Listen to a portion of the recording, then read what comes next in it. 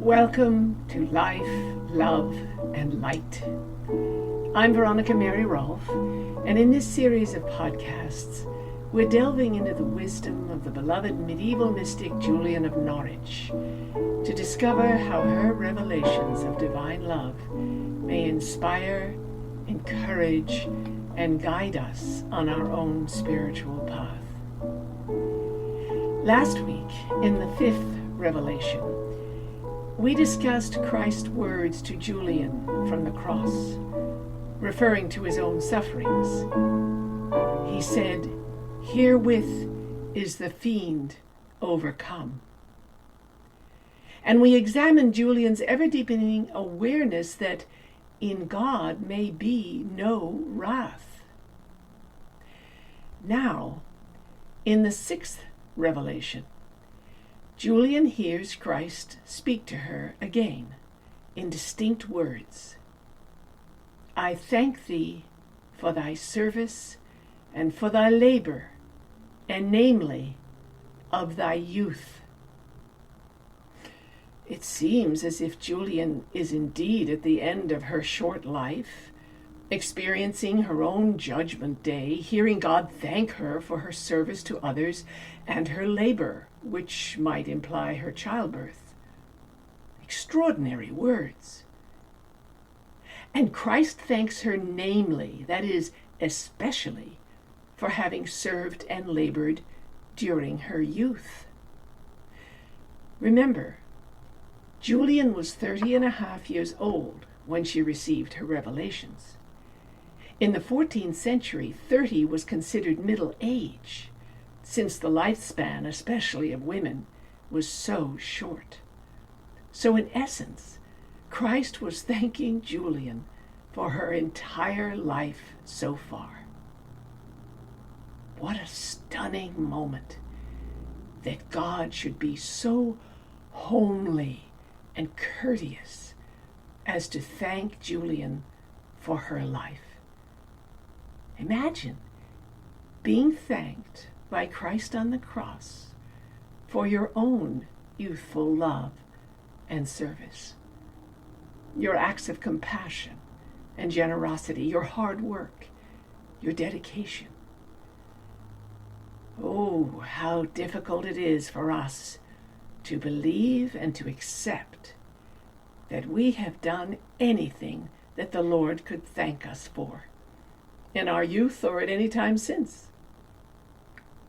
And how rarely, if ever, Christians are encouraged to rejoice that God thanks them for their service, for trying to be loving and kind and good.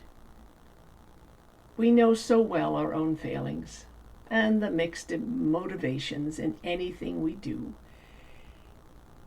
We have focused so much on our faults and failures in the spiritual life. We never think to take time to be still and simply rejoice that God is pleased with the least of our efforts. This is not prideful.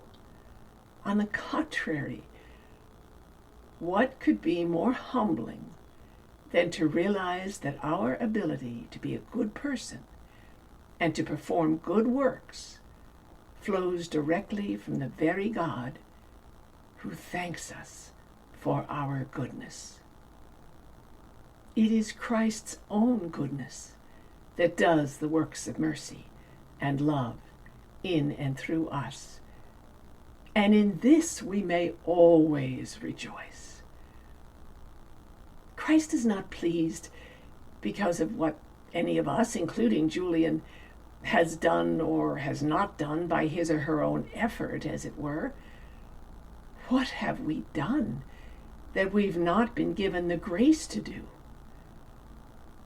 Christ looks at us and sees himself in us and rewards us according to his own merits and accomplishments, not ours. Christ's good pleasure in us is in his divine mind. The way he sees us is what makes us good. This means we don't have to worry about the value, the success, or the failure of what we've done or been unable to do or complete. And of course, our lifetime of service, however muddled and imperfect it may be, enables us, gives us the capacity precisely to see and experience Christ's own good pleasure. Listen to what Julian experiences and encourages us to enjoy. She writes, "And in this word, my understanding was lifted up into heaven, where I saw our Lord God as a Lord in his own house, which Lord has called all his dear worthy friends to a solemn feast. And then I saw the Lord taking no place in his own house, but I saw him royally reign in his house, and filling it all with joy and mirth, endlessly gladdening and comforting his dear worthy friends himself, very homely and very courteously, with marvelous melodies of endless love in his own fair, blessed countenance." What glorious expression of the Godhead fills all heaven with joy and bliss. Ecstatic words. Whereas before, Julian has been envisioning aspects of Christ's suffering on the cross, here she's being lifted up to heaven and invited to experience a whole new level of mystical awareness, that of Christ's ineffable courtesy as host of the divine banquet. Now notice that even though Christ reigns royally as host in his own house, filling it all with mirth and joy, Julian says he takes no seat.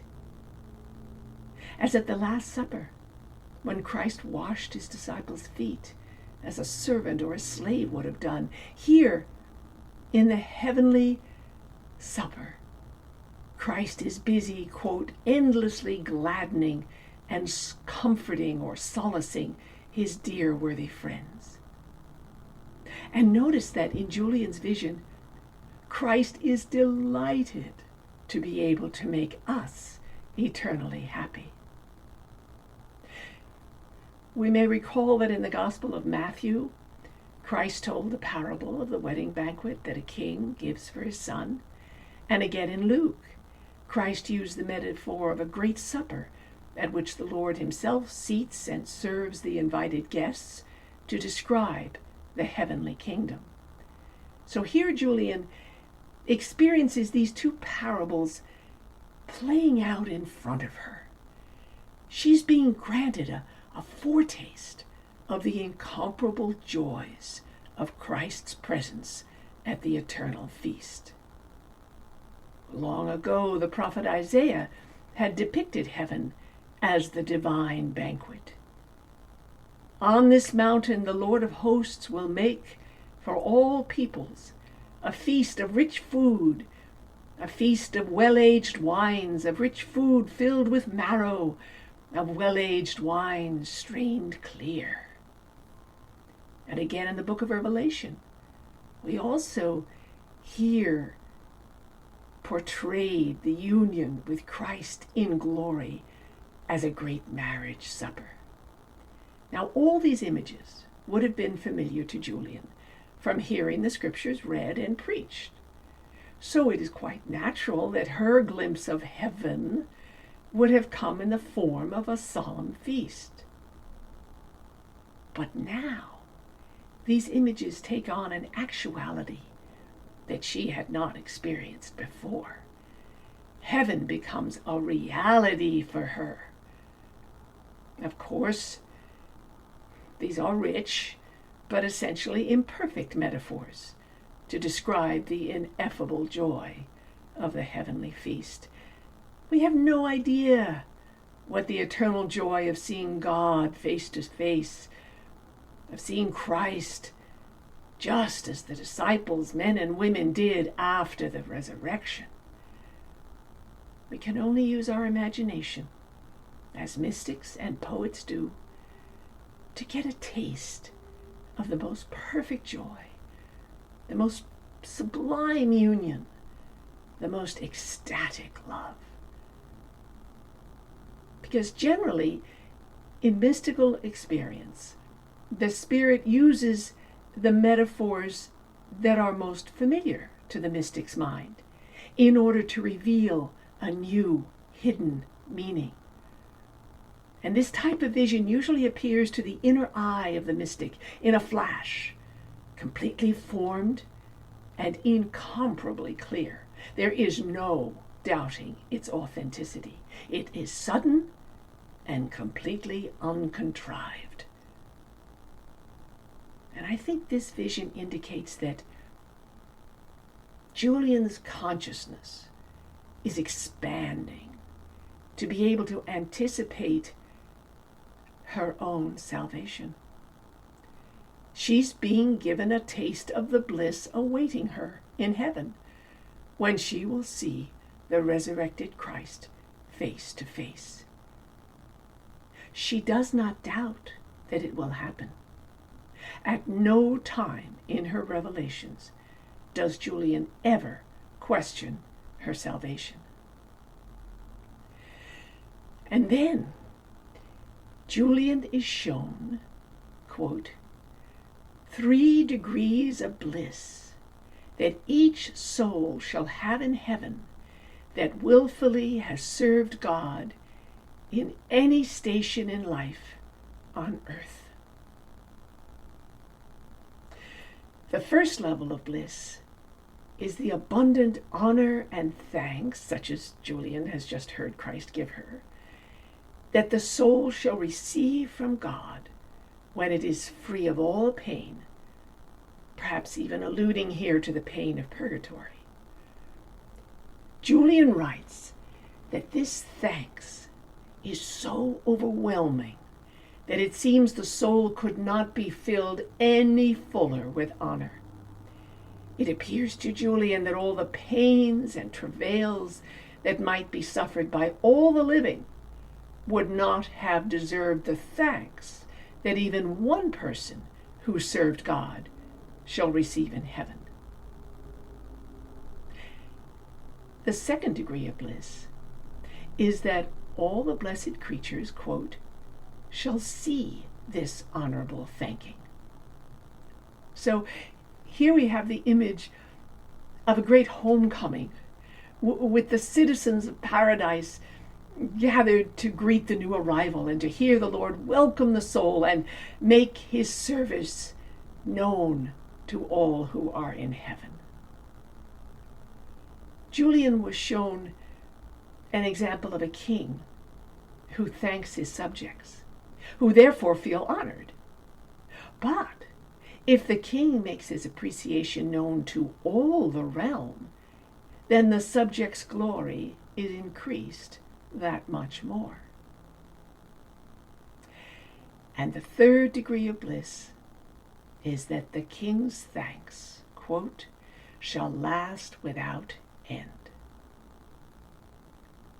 That is, it will become an eternal state of rejoicing in the Lord's good pleasure.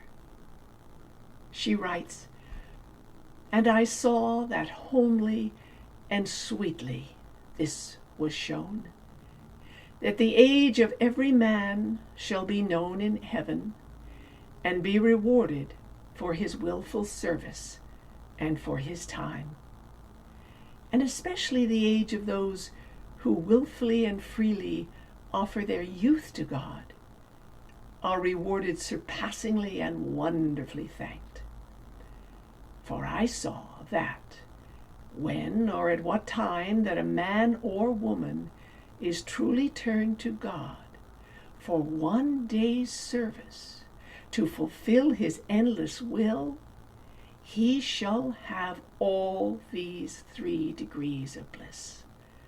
And the more that the loving soul sees this courtesy of God, the readier he is to serve him all the days of his life. Now, it's important to notice here that Julian quite naturally speaks of a man and a woman side by side. And this in a medieval male-dominated culture in which nearly all theological and spiritual teachings were directed to men only. Now, this was very daring of Julian to do throughout her writings, to place women on a par with men, and she did so often.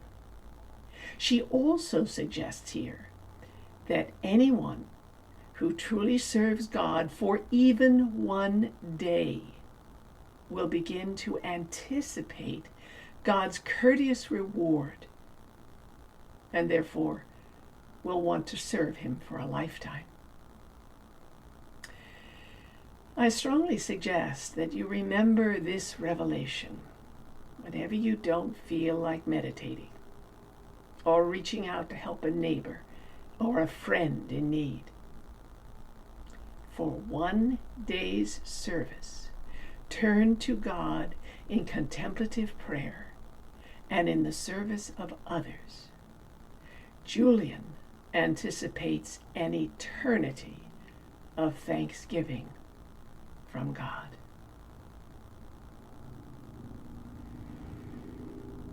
So let us take this now into a meditation. As before, you may take as much time with this as you wish, spreading it out over 15, 20 minutes or half an hour. I just condense it here for the sake of brevity in the podcast. But make it your own. These are only guidelines.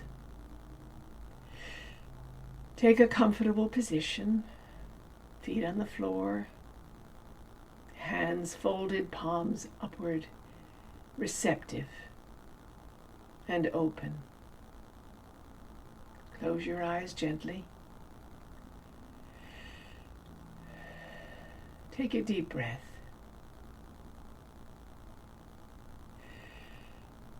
And with it, feel the breath flowing from the top of your head, through your skull, around your eyes, into the muscles of your face and mouth, flowing into your chest and down your arms to your fingertips, flowing through your chest and abdomen and through your legs, down into your feet. And when you inhale again, feel it come up through your head and flow all down like a calming presence throughout your whole body.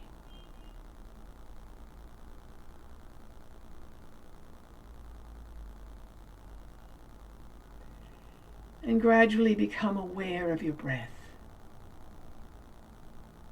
It's useful to pinpoint your awareness of the sensation of breath just below the nostrils, wherever you can feel the movement of the air most clearly. Not controlling, just letting the breath find its own natural rhythm, which may not be even at all. Whether long or short, the breath knows how to heal and relax you if you let it.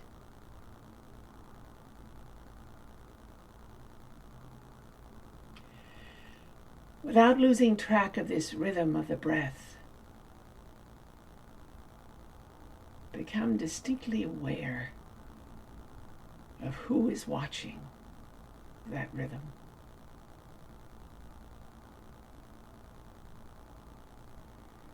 Become aware of being aware.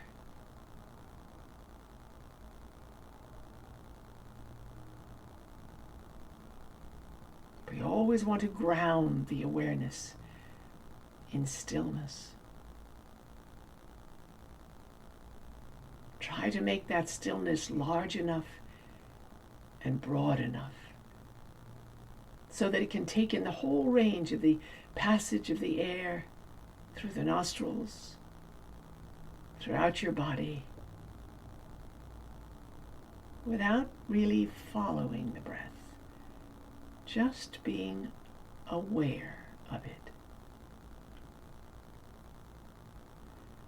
Breathing doesn't affect the awareness at all. The air moves, but the awareness doesn't.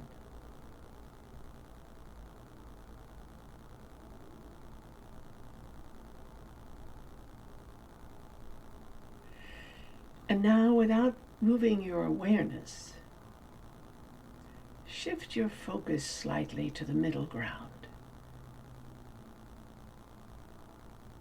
The flow of the mind, as it were. This is where thoughts, images, memories, and anticipations rise up, and the inner monologue happens. Don't engage with any of it. Simply watch it pass through in front of your mind, like watching a film.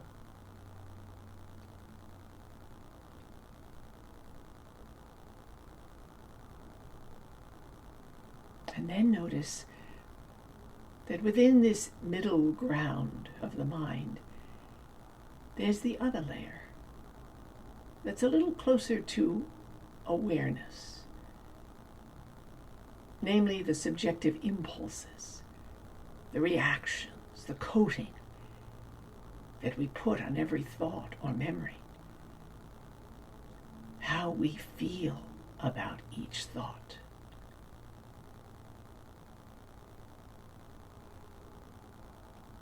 Now make sure your stillness of awareness is far back enough and broad enough to take in these emotional reactions and not identify with any of them.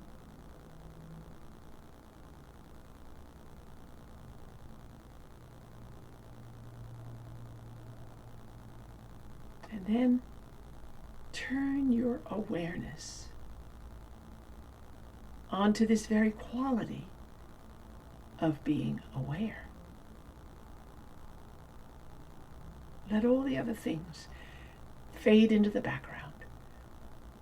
The rhythm of the breath, the thoughts, the memories, and the emotional reactions to the thoughts and memories.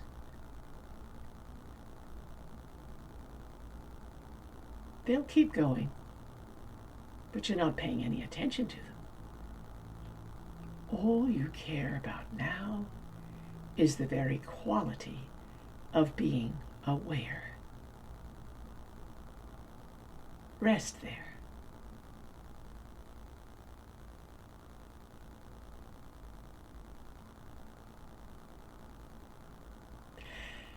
And if it seems that there are still too many thoughts bubbling up, just release them into space.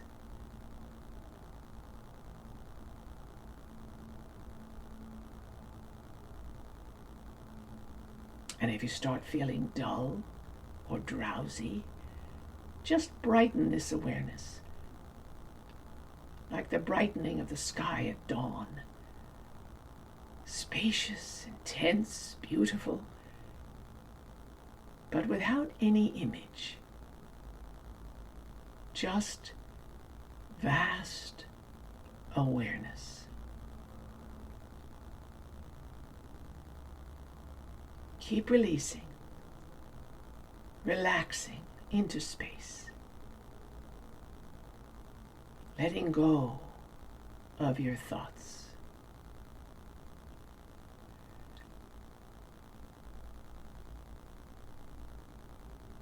And then at times brighten your awareness and your awareness of awareness,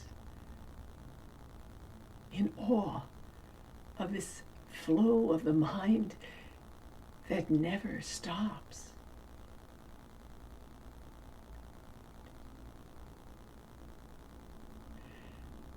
And then allow this light of awareness to manifest as Christ the Lord, your divine teacher, seated within your heart. You don't have to visualize a form. If it's easy for you, you can, but you can also see an orb of white light, crystal clear light, representing Christ in your heart.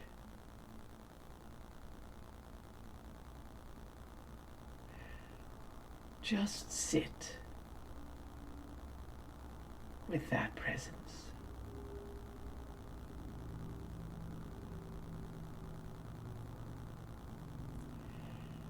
And now allow yourself to recall one thing you feel you've done well in your life.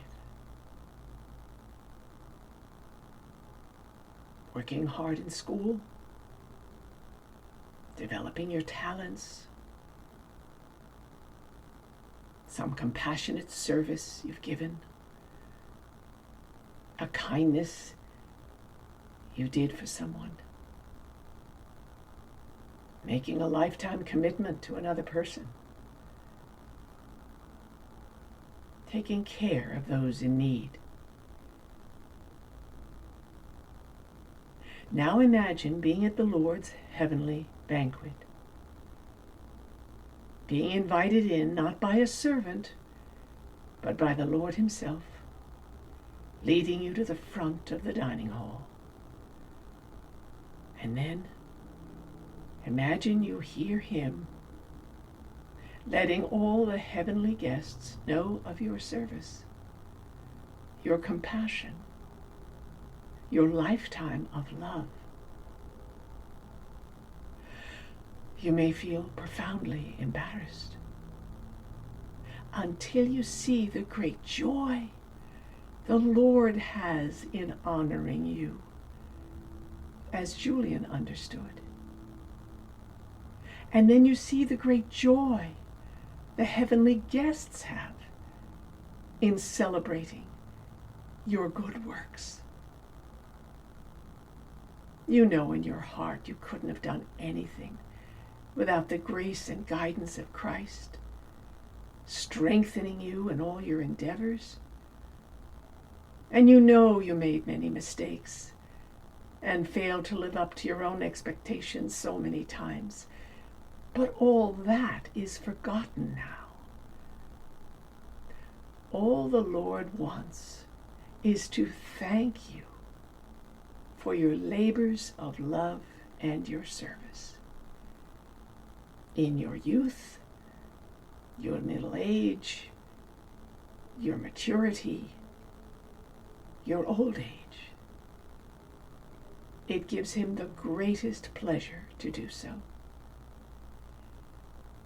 And realize that his joy in you and this rejoicing of the heavenly family will continue for all eternity.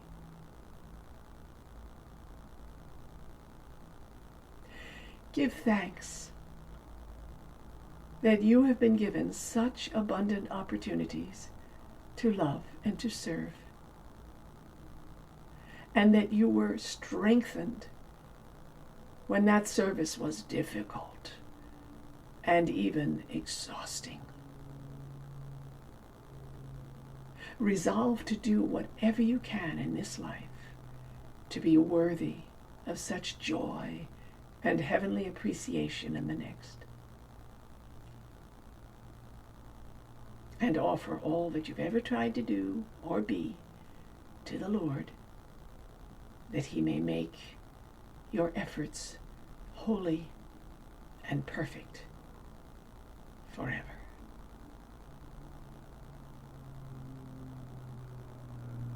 Be still for a while and allow the Lord to fill you with His good pleasure and His joy.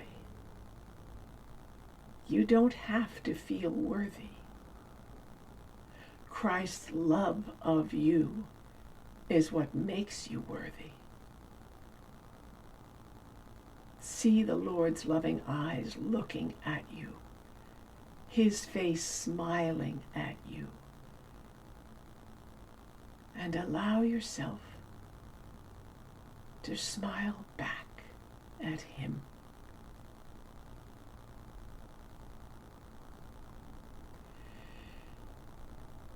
And then when you are ready, return to your room. And the breath.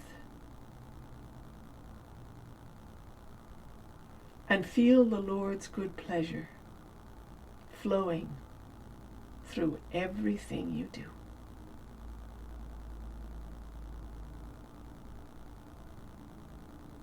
Amen.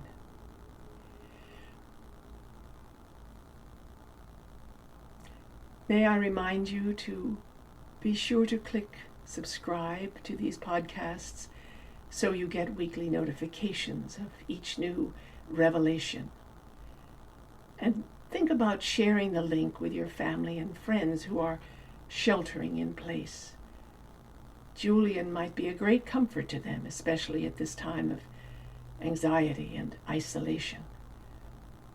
I also invite you to join the Julian of Norwich group on Facebook. With some 3,700 friends of Julian from all over the world. And if you wish to contact me personally or find out more about my books, Julian's Gospel, or An Explorer's Guide to Julian of Norwich, visit either of my websites, juliansvoice.com or veronicamary.rolfe.com.